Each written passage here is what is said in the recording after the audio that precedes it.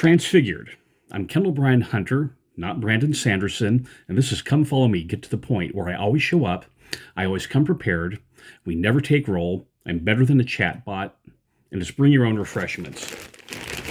See, this is celery sticks. We need to start having a culture of healthier refreshments in church instead of all this junk food that we eat and use it as a substitute for word of wisdom violations. So this is Get to the Point. We are going to cover things kind of lightly today. 3 points. The first one is, let me scroll down to my notes, Peter and the rock. So Christ is teaching by questions, and he asks the apostles, who do people say that I am? And then they give the cultural gossip. Then Christ asks, okay, who do you say that I am? Who do ye say that I am? Who do all of you say that I am? And Peter replies, thou art the Christ, the Son of the living God.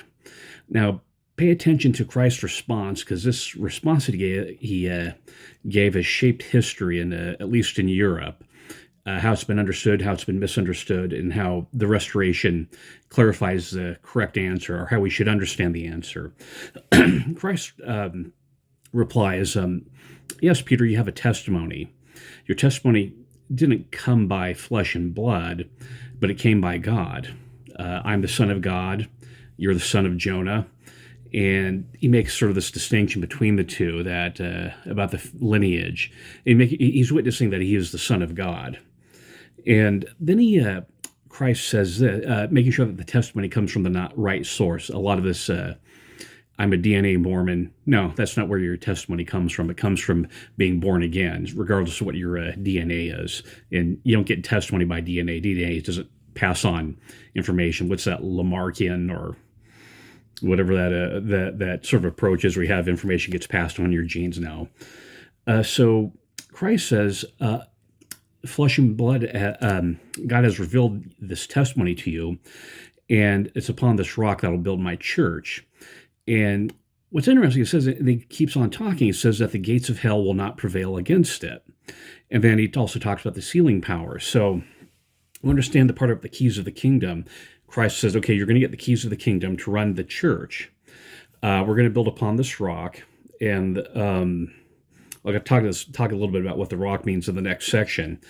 The gates of hell are not going to prevail against that. And as you read section 128, verses 9 and 10, this actually refers to work for the dead. We understand the part about the sealing power being associated with work for the dead, but also making sure that the church... like I said, yeah, this is a little bit of a complex issue. Like I said, is that the gates of hell will not prevail against you. That what that's referring to is the work that we're doing in the church applies both to the living and the dead.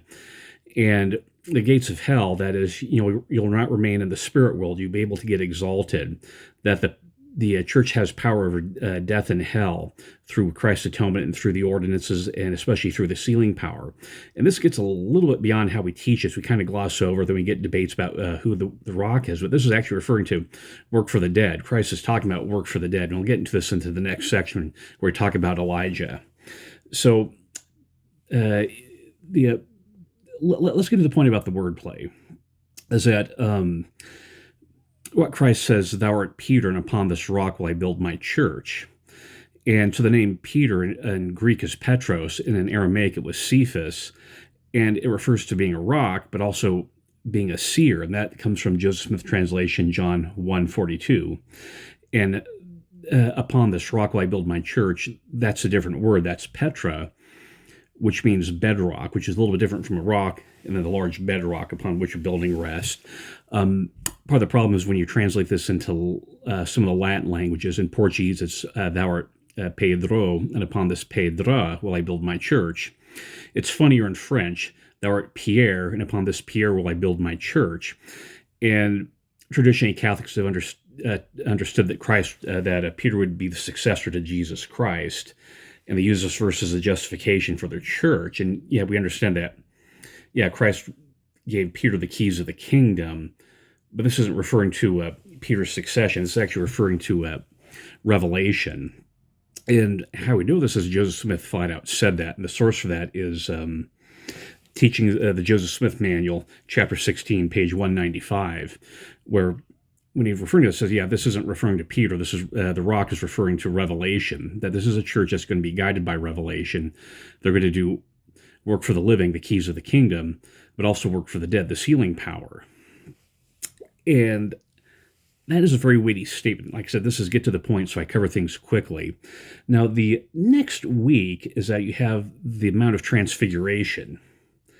And a mountain, of course, is a natural temple. And what happens is that Christ took Peter, James, and John aside and took them up this mountain. Now, there's a question arises, were Peter, James, and John the first presidency? So it feels like that's would be the case. Joseph Fielding Smith, in his book Answers to Gospel Questions, volume 3, page 190, for the rest of the chapter, discusses that. And it's inconclusive, but it kind of feels like that was going on. So this is what happened. This is what happened with the Mount of Transfiguration. Christ took the apostles aside, the three aside, and they're asking them questions, and Christ was answering them. So they're in the right frame of mind. They're willing to be taught and willing to learn. Well, they reach the top of the mountain, and Christ gets transfigured. Now, this is not translation or resurrection, and the Book of Mormon discusses the distinction between the two. This is Christ was. We're seeing a foretaste of Christ's glory with that. What happens afterwards is that Moses, and it says Elias, but we understand that would be Elijah due to the translation difficulties, appeared on the mountain. Additionally, John the Baptist was there. And the source of that is the Joseph Smith translation for Mark 9, verse 2, and it's in the footnote. So you have all these prophets there along with Jesus Christ, and what happens is that Moses and Elias, or Moses and Elijah and John the Baptist, give Peter, James, and John keys, just like in the Kirtland Temple. Source for that, again, is Joseph Smith, his Joseph Smith Manual, Chapter 8, pages 105. So they're giving, Christ talks about the keys, and a week later he gives them the keys, and also the sealing power. As what happened in the Kirtland Temple, Mount Transfiguration, they're the same process. On top of that, Peter, James, and John were also endowed. The source for that is Heber C. Kimball, Journal of Discourses, Volume 9, page 327. I put this in the notes. Brigham Young, Journal of Discourses, Volume 10, page 252. And then John Taylor, Journal of Discourses, Volume 10, pages 127 to 128. The endowment, so keys, they were endowed, Kirtland Temple again. They heard the voice of the Father. In the process also going on is they entered a cloud. That's Luke chapter 9, verse 34. And it says that Peter, James, and John, they felt really afraid as the cloud overshadowed them and they entered into this cloud. They also had a vision of the millennium. Source of that is Doctrine and Covenants, section 63, verse 21. And they also have the sure word of prophecy, or they have their calling and election made sure. That's source of that is 2 Peter chapter 1, which I'll cover when we cover this in order. So there's just a lot more going on there. This is a magnificent event that they heard the voice of, they saw Christ transfigured, had angels minister to them, received priesthood keys. They were endowed. They had the calling and election made sure. They heard the voice of the Father testifying that Jesus was the Christ.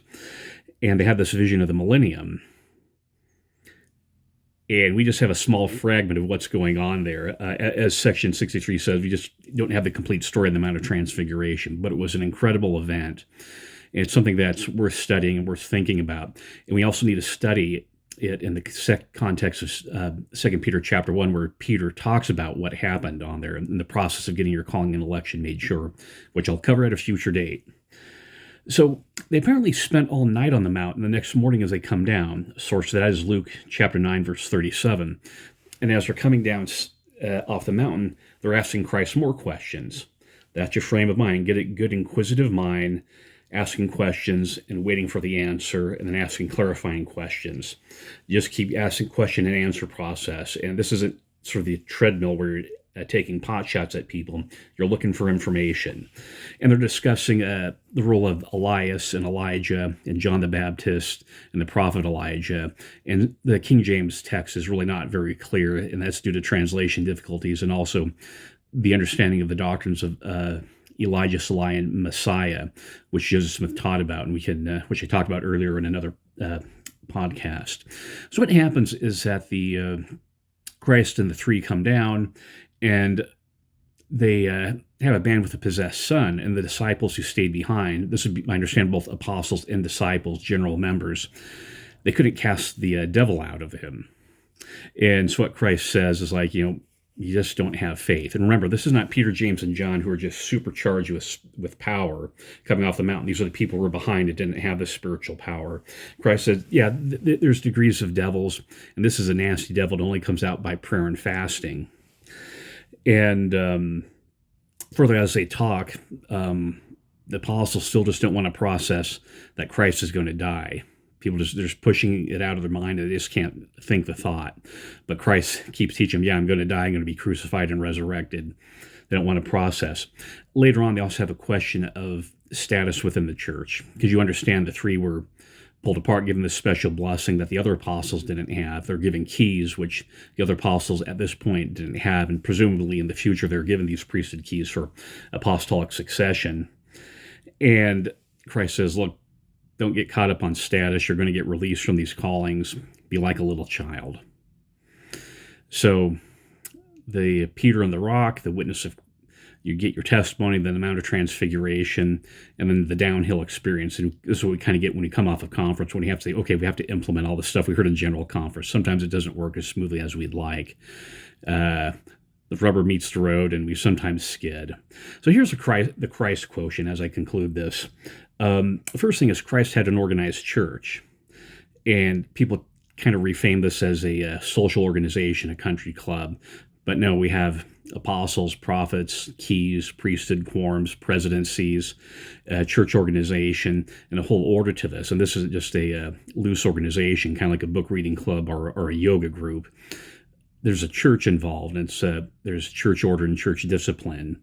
More importantly is revelations guiding the church. You need to have a testimony and get guided by revelation. It's the rock of revelation. Another thing to think about is the awareness of the dark world, that we are being opposed by the devil. You read about that in the first vision, the power that the devil has. He has certain bounds and limits, and I talk about that in my book, Consider My Servant Job. But have a healthy resistance. This isn't... there's opposition not just in this world, but also from the other world. Another thing is, can we make the temple a Mount of Transfiguration experience as we get endowed? Taking a nap before you go do an endowment session. Does that help? Making sure you're alert and attentive, coming in with an inquisitive and active mind like Peter, James, and John have. When having paper with you so you can take notes once you get out of the temple. Going to the temple with your problems. You can have if not an identical one, at least a similar experience where you have a lot of power come into your life from taking the endowment seriously. The last thing is, we've just read the historical events upon the Mount of Transfiguration. Then we have the analysis and more commentary from Peter in his second general epistle, chapter 1, where he talks about having the sure word of prophecy and getting your calling and election made sure. And Joseph Smith really touched upon these things. If you have an old copy of Teachings of the Prophet Joseph Smith, this isn't in the manual, but in Teaching of the Prophet Joseph Smith, you can read the sermons where Joseph Smith referred to this incident on Mount of Transfiguration and relied upon 2 Peter chapter 1 to teach things about getting a testimony and the importance of getting your calling and election made sure. Faith, repentance, baptism, gift of the Holy Ghost, we have this boilerplate expression of endure to the end. But no, it's not just like hanging on by your fingernails. There's a developmental process where you assimilate virtues, and Peter talks about that 2 Peter chapter 1 and also Doctrine and Covenants section 4 about that, developing Christ-like attributes and getting your calling and election made sure, having a sure word of prophecy. These are ways that you come under Christ, and coming under Christ, that's the point.